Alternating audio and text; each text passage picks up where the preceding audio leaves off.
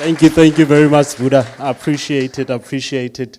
I remember standing on this stage last year, and yeah, my beard was smaller. I agree. So it's nice to be here.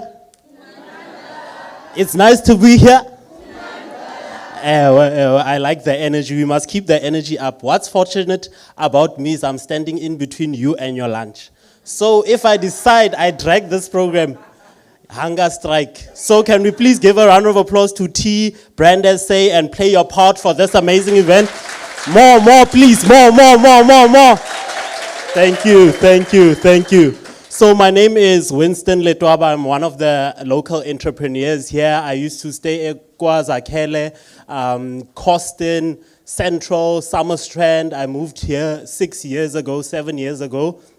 You know, when the parents send you very far to you must go and fetch a life for us, right? So I'm going to tell you a bit about my story and how I came to win the competition last year and just several things. I want to relate to you. I want to show you that I'm in the same position still that you are in, right? So I just want to start off by a quote from Bulelani. I saw on his status the other day, he was saying that be a leader without a title, right? So don't let your title get to you, right? So don't, because you have a title of doctor or managing director or CEO, now you can't interact with the people. So I don't have a PowerPoint, as you can see, I'm streetwise, right?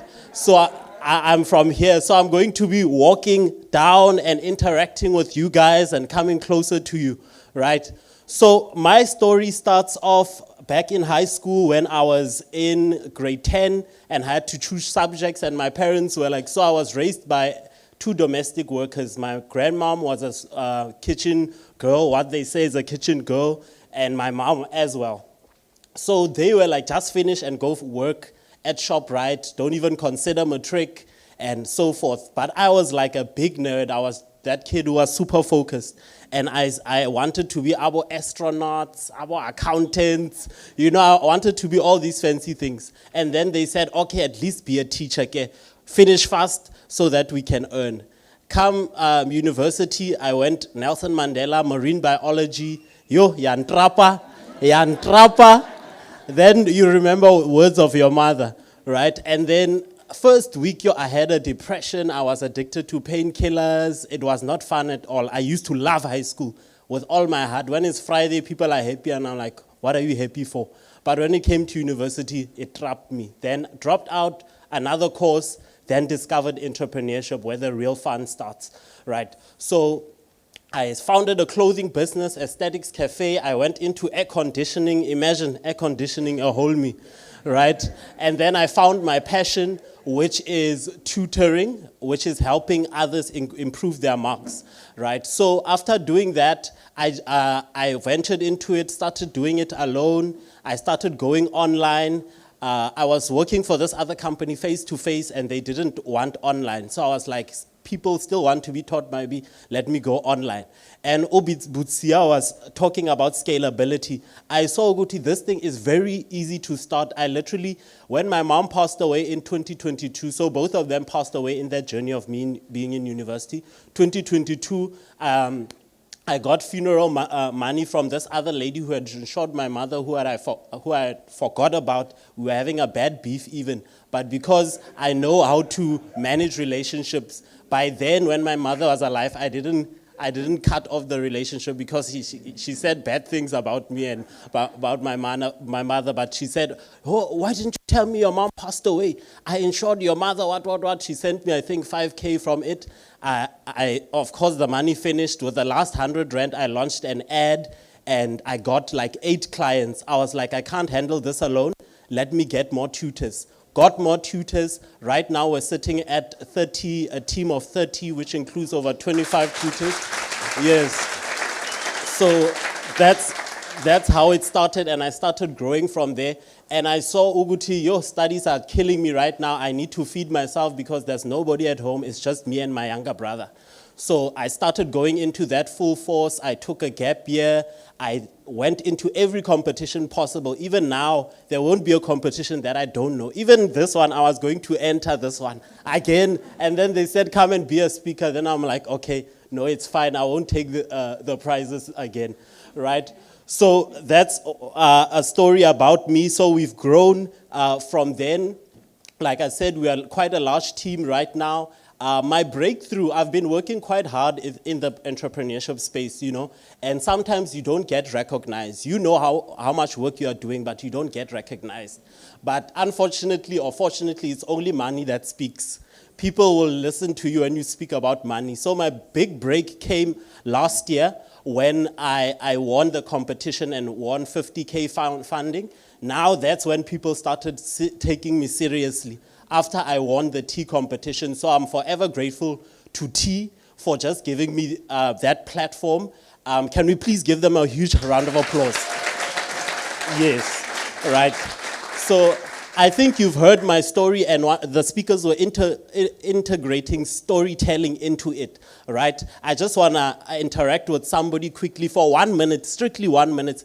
Tell us your story. Let's go. Thank you, my sister. You're an entrepreneur, Enashe. 1 minute. Hello everyone, my name is Ledwaba, and I was also here last year. And when I was here last year, I wasn't sure what I wanted to do, and this experience has helped me a lot. Now I've registered my own company. I am a co-founder of Fly Media, a digital marketing agency. What we do, we help clients to amplify their voice online, by content creation, social media management, and also we have a dashboard that we're currently working on, and the dashboard actually helps our clients to be accountable and to know that social media doesn't really only rely on me helping you about it, but then it actually gives them accountability that they have to post in a certain time, they get notifications, and they also get a content calendar. So I also want to appreciate T and appreciate you for that.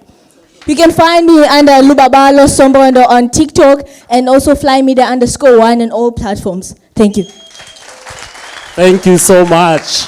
The opportunity passed, ladies and gents. I was just presenting it to one more person. That's the thing about entrepreneurship. You must be very fast. It comes once and it's not going to come again. So you must be found ready. You must not get ready when the opportunity is here, right? You can't be, hey, we are going to Cape Town. You are just washing now, 2 minutes, right? So thank you very much for that, sis. So I'm amazing. And then the challenges that I faced, right? And in entrepreneurship, there's a lot of challenges that one faces. I entered competitions last year, and even though we were in the technology space and online, it wasn't innovative enough, right? That's what they were saying. I was like, what do you want? We use technology, we are online, we are face-to-face, what do you want? They want the use of technology. So if you can integrate the use of technology in your business, that already sets you apart, right?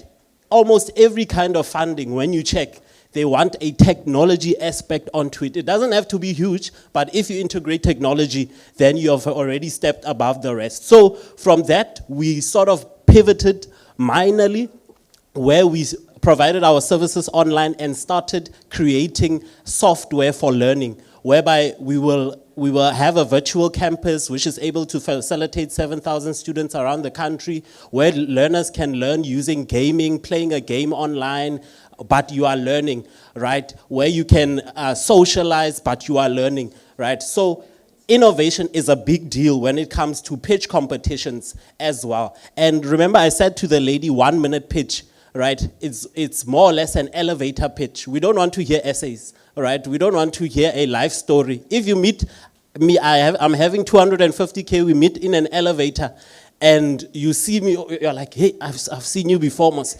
and I have 250K to give to you. You can't tell me a whole backstory, flashback, and now it's a whole scene, right? So be able to articulate your business fast. I like what the lady did. She did it very fast. We know what she does. We know her handles, right? If you want to get a hold of her, you've got her handles, right? So balancing and priorities. Education is a big thing. Like I did say, my parents were domestic workers, both of them. So for me, getting a matric was enough for them, right? So education was a big deal for them, and it was a big deal for me. But I saw in university that I got trapped so much. My priority now is entrepreneurship. I'm only 23, just turned 24. And I've done so much because I've learned to prioritize what serves me best right now. I needed to eat. I didn't have a father. I only had myself and my younger brother to take care of. So I said, 2 years, I'm going to focus on entrepreneurship and I'll come back to studies, and it paid off, right? So learn how to prioritize. Thank you so much, right? Crime and protection fees and so forth, these are the challenges that you face. Try and find a way to, you can't say now we are having protection fee, we can't do business. Find a way to overcome this. These people, they are also in business. They might be informal, but they are also in business. You are their customer, right? So, uzoyenza kanjani?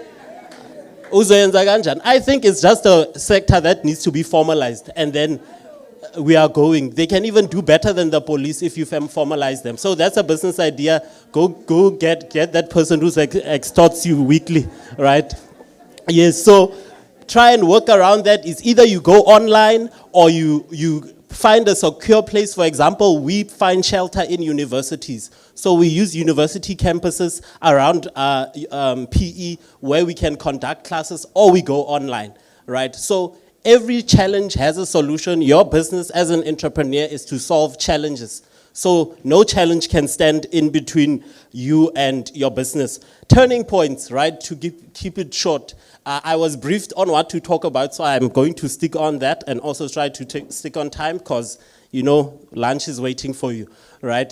So turning points for me, like I did say, was winning the 50,000 Rand from T. After that, it started rolling in. Last year, we were able to raise over 160,000 Rand just for that year, and it was a good start, right? It showed me that it's possible. Through competitions, like Butsia said, through incubators, getting into communities where there are entrepreneurs helps you very much, right? Our business is quite young. For the first 20 months, we were able to generate over 250K from inception, just from my bedroom using a phone, right? Nothing can hold you back. Once you have a phone, it is one of the most powerful tools you can ever have. If you can go 10 years back and you ask a person, Oguti, what resources do they have? They have nothing that you currently have on your phone, right? Remember I said I launched a Facebook ad with only 100 Rand and I was able to get 8 clients, right? That's little over 10 Rand per client. That is paying about 1.5 per month, right? So these are tools that you should use, the tools that people were presenting here to uplift you. They have free versions, right? Use them. Network, a key takeaway. I know I'm rushing because I don't want to keep you hungry. I can see some of your faces are frowning, right? So my key takeaway right now, my motto that I go with is your network is your net worth. Can we repeat that? Great. Your network is your net worth, not the money that you have. Money is just paper that has been valued, right? So your network is your net worth. Sitting here, I can already see a lot of entrepreneurs that I know because I'm in these circles. I see Kwezi over there. We've worked together. I see Josh, the man in the suit there. He has a suit for every occasion. Where is he? He was sitting there and asking a question. I know our viewer right there, she has a hydroponics business that she's running. So there's nowhere where I go in PE where I don't meet a person that I know, right? And the thing about entrepreneurship is how fast can you solve a problem by referring or either using the services of somebody else. I can probably sell you a Vascom right now through a person that I know. You can ask me for a Vascom and I'll say, hey, Kwezi, I know you have a network there. Can you provide? Hey, 1, 2, 1, 2, 1, 2. So your network is your net worth. So that's the key thing that I'm leaving you with right now. And with that being said, like the other speaker said, Danko means thank you.